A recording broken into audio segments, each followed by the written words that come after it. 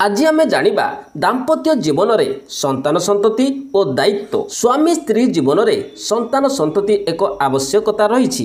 पुत्र कन्या बिना दाम्पत्य जीवन जमिति संपूर्ण हुएनि। अथच यही पुत्र कन्या यथार्थ शिक्षा दीक्षा पाई संसार में प्रतिष्ठा न पाइले दाम्पत्य जीवन एक दुखद नाटक हो जाए।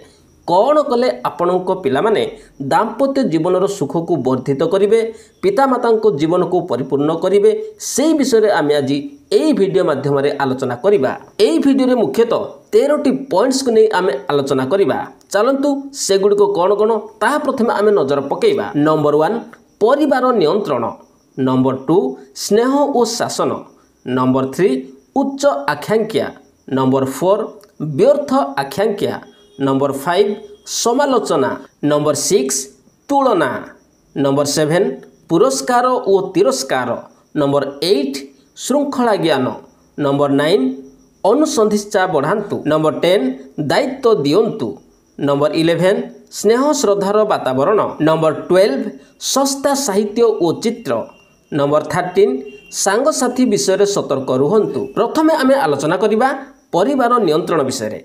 परिवार आय, समाजर स्थिति और मार स्वास्थ्य प्रति दृष्टि देई संतान संतति संख्या सीमित रखंतु। एहा फलरे स्वामी स्त्री मध्य संपर्क सुखदायक हेबो। संतान संतति माने समाज रे प्रतिष्ठित होई परिबे। से मानको व्यक्तित्व विकास सहज और स्वाभाविक भाव में संभव हेबो। वर्तमान आमे आलोचना करिबा स्नेह और शासन विषय। पिलांकु अत्यधिक स्नेह दियंतु नहीं।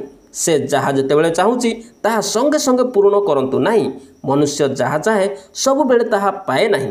ए शिक्षा तार पिला बेलू रहिबा दरकार। तुमर स्नेह और सुरक्षा विषय से निश्चित रहू, किंतु ताहा एपरि न हेउ जे से सब किछि पाई तुम उपर निर्भर करिवो। से धीरे धीरे निज काम करि शिखु। सांग साथी सह खेलिबा को दियंतु। एहा छड़ा निजर समस्त संतान को समान भावे स्नेह और सहयोग दियंतु। पुओ को अधिक स्नेह करिबा, झियो को कम स्नेह करिबा, एई भलिया भूल केबे करंतु नहीं। एहा फलरे से माने परस्पर को ईर्ष्या और घृणा करिवे। कम स्नेह और जत्न पाउथिबा शिशुटी बड़ हेले तुमको घृणा करिवो, तुम ठारू दूरे रहिबाकु से पसंद करिवो। सेही भली पिला को कठोर शासन मध्य नियंत्रित करि रखंतु नहीं।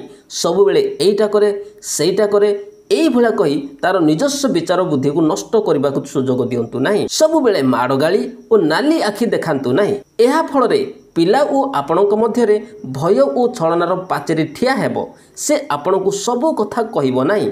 बड़ हेले से आपणको ठकिबो, आपणको अबाध्य हेबो। वर्तमान आमे आलोचना करिबा उच्च आकांक्षा विषय।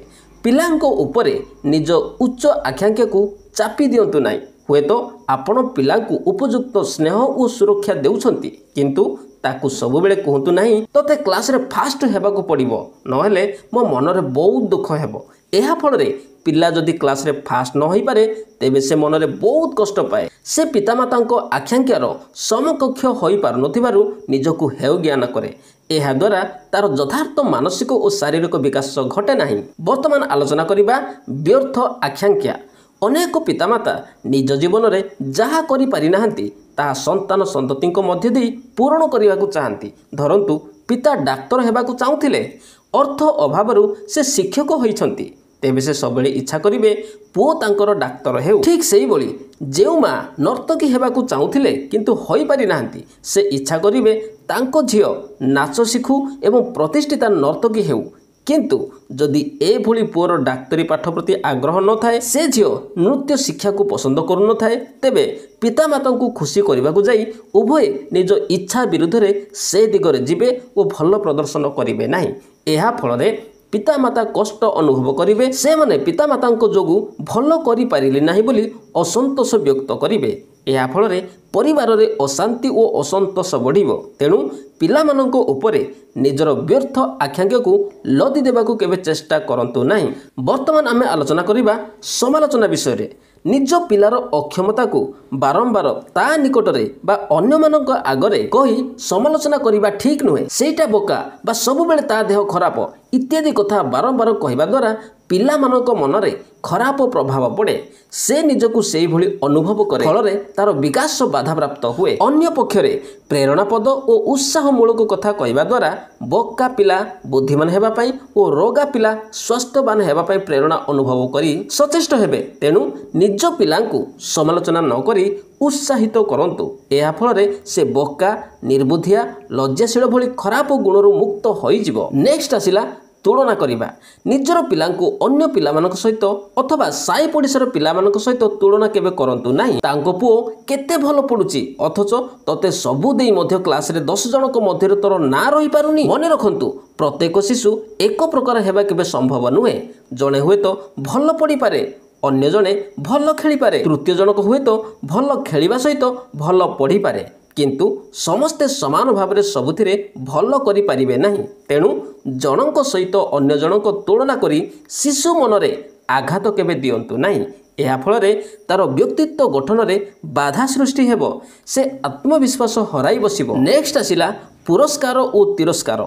एहा पुणी कोन पिलार उत्तम स्वभाव और भल काम पाई तार प्रशंसा करंतु, किछि पुरस्कार दियंतु। सेहि भली किछि मंद स्वभाव और खराब काम पाई तिरस्कार करंतु। किंतु पिला जदि स्वाभाविक भावे निजर भूल स्वीकार करे तेबे तिरस्कार न करी ताकु क्षमा दियंतु। भल हेबा पाई प्रेरणा प्रदान करंतु। एहा फलरे भल काम कले प्रशंसा और पुरस्कार मिले, सेहि भली मंद काम कले तिरस्कार और दंडित हेबाकु हुए बोली तार धारणा हेबो। ठीक सेहि भली पिलामानकु सबु प्रकार भोगविलास बिना चेष्टारे जगाई देबा उचित नुहे। कौनसी जिनिस पाइबाकु हेले सेथिपई उपयुक्त हेबाकु पड़िबो बोली ताकु शिक्षा देबाकु पड़िबो। नेक्स्ट आसिला श्रृंखला ज्ञान।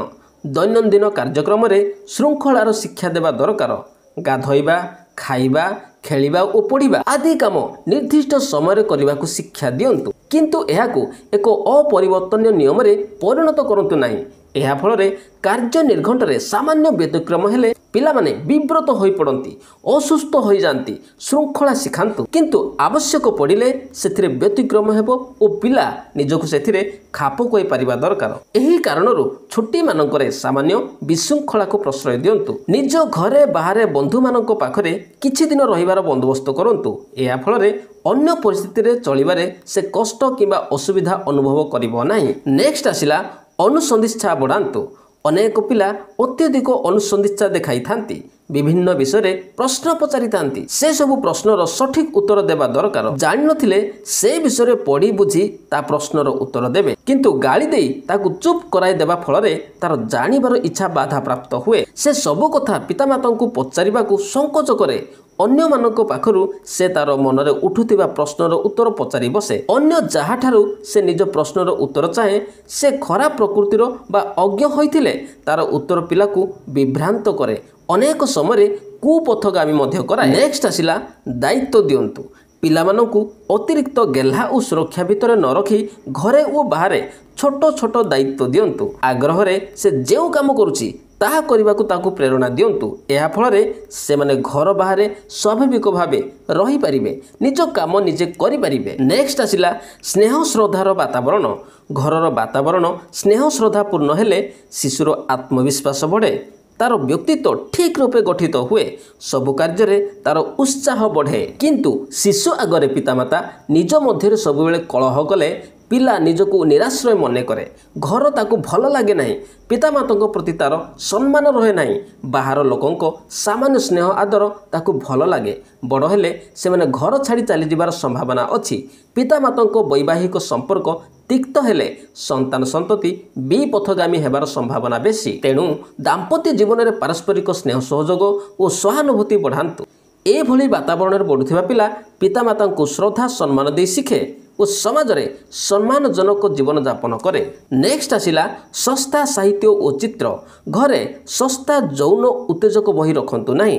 टीवी और चलचित्र रे जौन उत्तेजक दृश्य रही ताहा देखांतु नाही।